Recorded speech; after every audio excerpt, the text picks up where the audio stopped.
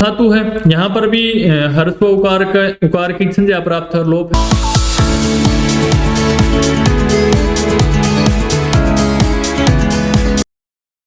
ओम नमस्ते जी। आज का हमारा विषय कृदंत प्रकरण के उत्तर कृदंत में उदितो वा नियम से प्रारंभ होगा। इससे पूर्व हमने कृदंत प्रकरण में पूर्व कृदंत और उत्तर कृदंत के अनेकों नियमों के बारे में विस्तार से चर्चा की है। नियमों में प्रयुक्त प्रत्ययों को, आगमों को, आदेशों को शब्दों में प्रयोग करके आपके सामने प्रस्तुत किया है। आज हम अपने विषय को कहां से प्रारंभ कर रहे हैं? उदितो वा नियम से। उदितो वा नियम क्या कह रहा है? आइए अपने विषय को प्रारंभ करते हैं अधिक समय न लेते हुए। उदितो वा कह रहा है कि हर्स्व उकार की इत संज्ञा हुई हो ऐसी उदित धातु से परे कत्वा को विकल्प से इट आगम होता है। इसको कत्वा को विकल्प से इट का आगम होता है और एक बार विकल्प से होगा इट आगम और एक बार नहीं होगा। जैसे समित्वा, सांत्वा, देवित्वा, द्युत्वा, ये इसके उदाहरण बनेंगे। अब सर्वप्रथम हमारे पास उदाहरण क्या है?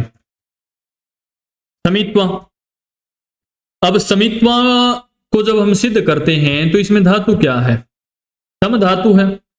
सम की उकार की हम उपदेश से अज अनुनासिक इत से इत संज्ञा कर देंगे और तस्य लोप से लोप कर देंगे तो सम शेष रहा। और ऊपर उदितो वा क्या कह रहा है कि हर्स्व उकार की इत संज्ञा हुई हो ऐसी उदित धातु से परे कत्वा को विकल्प से इट आगम होता है। ठीक है, धातु क्या है? समूह। समूह का सम शेष रहा, उकार की संज्ञा हो गई, हर्स्व उकार की हो रही है। जब सम शेष रहा तो भ्वादो धातु से धातु संज्ञा कर दी। समान कर्तृकयो पूर्व काले नियम से कत्वा प्रत्यय हो गया। समान कर्तृकयो पूर्व काले नियम हमने पिछली कक्षाओं में पढ़ा था, आप वहां से इसके बारे में विस्तार से जान सकते हैं। नियम से कत्वा प्रत्यय हो गया, सम कत्वा। कृत अतिंग से कृत संज्ञा, आर्ध धातुकम शेष से आर्ध धातुक संज्ञा। आर्ध धातुक संज्ञा होने के बाद कत्वा का हमारे पास क्या शेष रहेगा? ककार की हम लसक तद्धिते से इत संज्ञा करके तस्य लोप से लोप कर देंगे तो हमारे पास शेष रहा क्या? त्वा, समत्वा। और समत्वा शेष रहेगा तो एक नियम अभी अभी हमने पढ़ा था इट के आगम की प्राप्ति का, आर्ध धातुक कषेड़ बलादे सूत्र से इट के आगम की प्राप्ति। अब उदितो वा नियम क्या कह रहा है? उदित धातुओं से कत्वा को विकल्प से इट होने पर आद्यंत टकित से कत्वा के आदि में इट हो जाएगा तो सम इट्वा क्या रूप बना? सम इट्वा। अब इट के इकार की इट के टकार की संज्ञा प्राप्त है हलंत्यम से और तस्य लोप से लोप। कृत इनको मिला देंगे तो समित्वा। कृत तद्धित समासास्थ से प्रातिपदिक संज्ञा और स्वाद उत्पत्ति विभक्ति कार्य कर देंगे तो क्या रूप बना? समित्वा जी। कोई कठिन है? नहीं है ना? बिल्कुल ठीक इसी प्रकार अगला उदाहरण है सांत्वा। क्या उदाहरण है? सांत्वा। अब सांत्वा क्या कह रहा है? समूह धातु है, यहां पर भी हर्स्व उकार की संज्ञा प्राप्त और लोप है तो समूह का सम शेष रहता है, भ्वादो धातु से धातु संज्ञा। जिस प्रकार हमने समित्वा बनाया है ठीक इसी प्रकार ये रूप बनेगा। समान कर्तृकयो पूर्व काले नियम से कत्वा प्रत्यय, कृत अतिंग से कृत संज्ञा, आर्ध धातुकम शेष से आर्ध धातुक संज्ञा। कत्वा का त्वा शेष रहेगा, लसक तद्धिते से ककार की संज्ञा करके तस्य लोप से लोप कर देंगे। एक हमने पूर्व में एक नियम पढ़ा था अनुस्वारस्य क्विझलो किंगति। अनुस्वारस्य क्विझलो किंगति, ये मैं गलत पढ़ रहा हूं। अनुनासिकस्य क्विझलो किंगति ये नियम है, मैं अनुस्वार पढ़ रहा था इसको, ये अनुनासिक है, ध्यान रखें। अनुनासिकस्य क्विझलो किंगति नियम क्या कहता है कि अकार को आकारादेश हो जाए। जो धातु का सम में आकार है उसको क्या हो जाए? आकारादेश हो जाए। और जब आकारादेश होगा तो सामत्वा, एक नियम पढ़ा था हमने, नष्टा पदांतस्य झली, नियम से अनुस्वार हो जाए। और जब नियम से अनुस्वार होगा तो क्या रूप बनेगा? सामत्वा।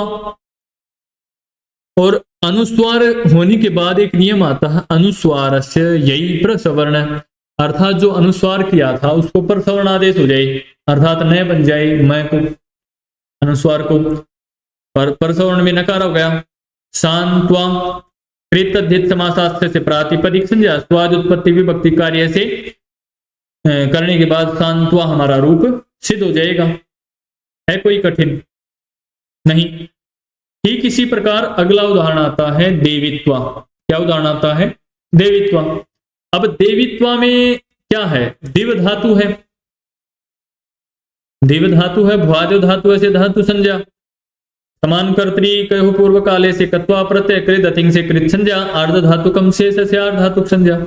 पूर्व के समान ही कत्वा का अत्वा शेष रहा और अर्ध धातु का शेड बलादे से इट के आगम की प्राप्ति थी। इट कर लेंगे उदितो वा नियम से उदित धातुओं को, धातुओं में कत्वा को विकल्प से इट होने पर आजंत टकितो से कत्वा के आदि में इट हो जाएगा। तो रूप क्या बना हमारा? दिव इट त्वा। धातु क्या है? दिवु है। तो ये यहां पर हमने दिव उकार की संज्ञा करके ही लिखा है, ध्यान रहे। तो नए कत्वा सेठ से कत्वा कितना होने पर पुगंत लघु पदस्य से गुण हो जाएगा उपदा को। दी के एकार को एकार आदेश हो जाएगा। देवित्वा फिर कृत धित समासात से प्रातिपदिका सूत्र से प्रातिपदिक संज्ञा स्वाद उत्पत्ति विभक्ति कार्य करने के बाद देवित्वा रूप हमारा सिद्ध हो जाता है। ठीक इसी प्रकार जब आगे बढ़ते हैं तो एक उदाहरण आता है द्युत्वा। क्या उदाहरण आता है?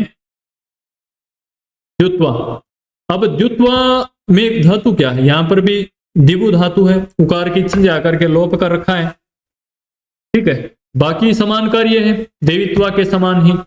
यहां पर गुण नहीं होगा, यहां क्या होगा? क्या होगा यहां पर? गुण नहीं होगा तो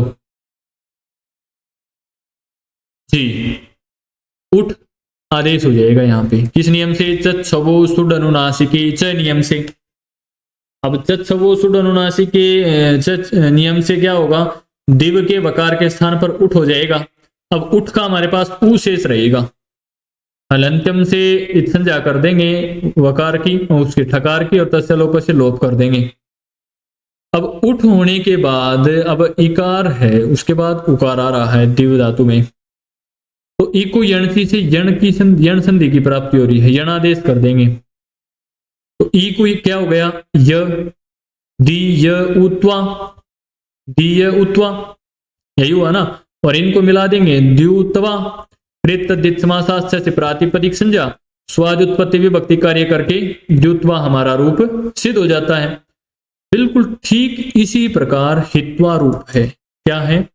हित्वा। हित्वा में धातु क्या है? धा धातु है, भुआदो धातु से धातु संज्ञा, समान कर्तरी कयो पूर्व काले नियम से कत्वा प्रत्यय। ये आप करें, ठीक है।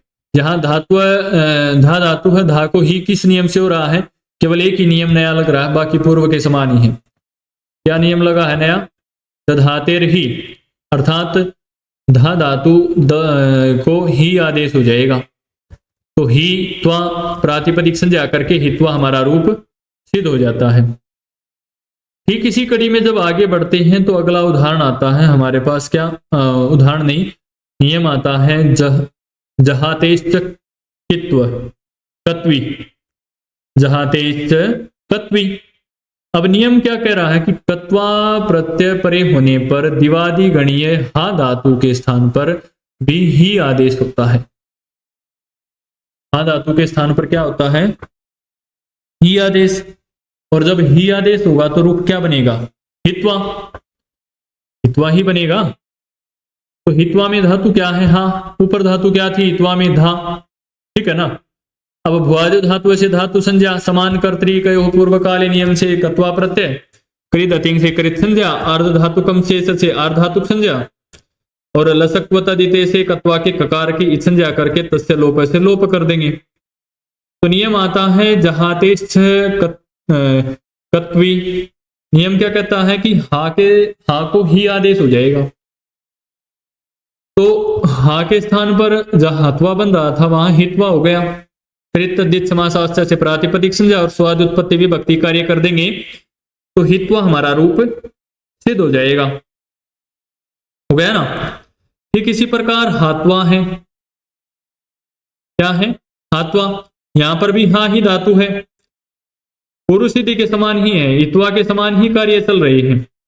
ठीक है, यहां पर ये नियम नहीं लगेगा, हा को ही करने वाला जहां तेज कत्वी नियम नहीं लगेगा, बाकी सभी कार्य पूर्व के समान है, आप करें।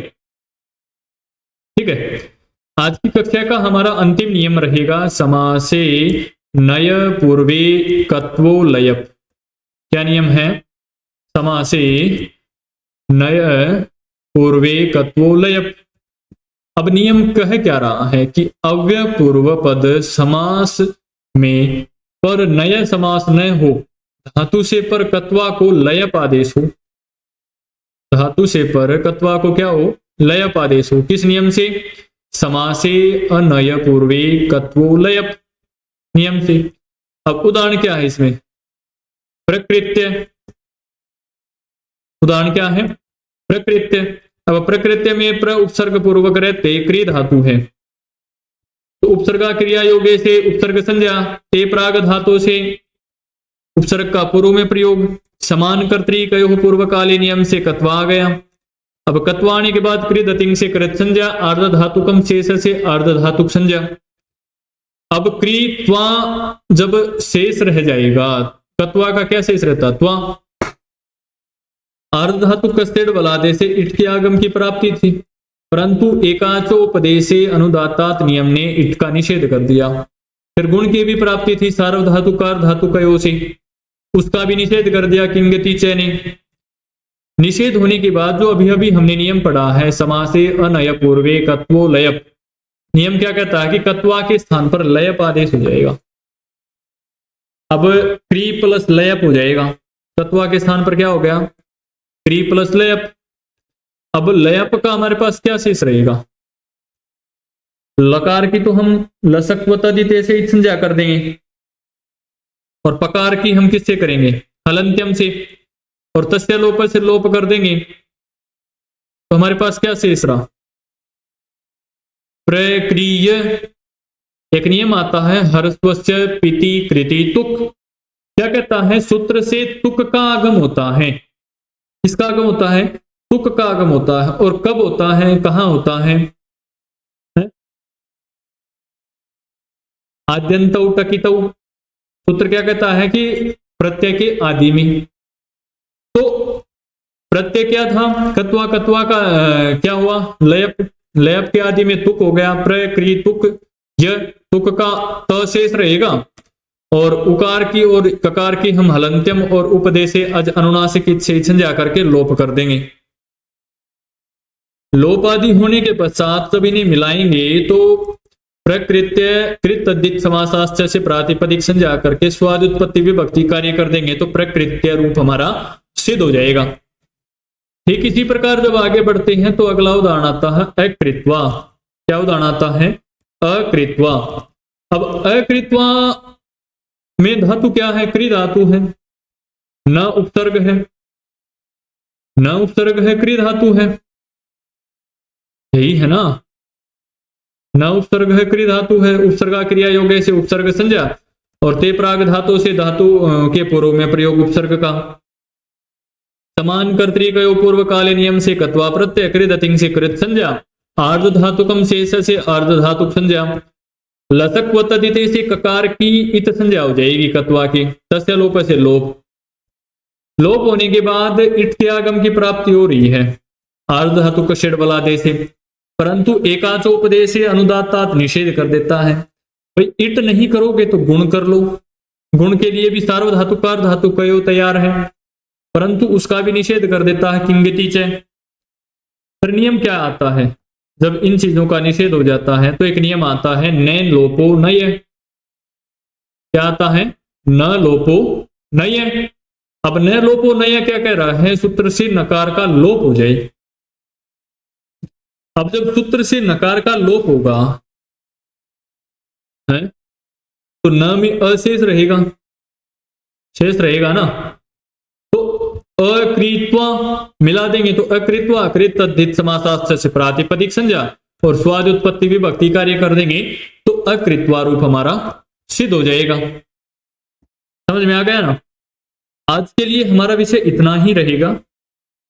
अगली कक्षा में हम अपने विषय को आविक्षयणे नमूल च नियम से प्रारंभ करेंगे। धन्यवाद। फिर मिलेंगे इसी प्रकार की नई नई कक्षाओं के साथ।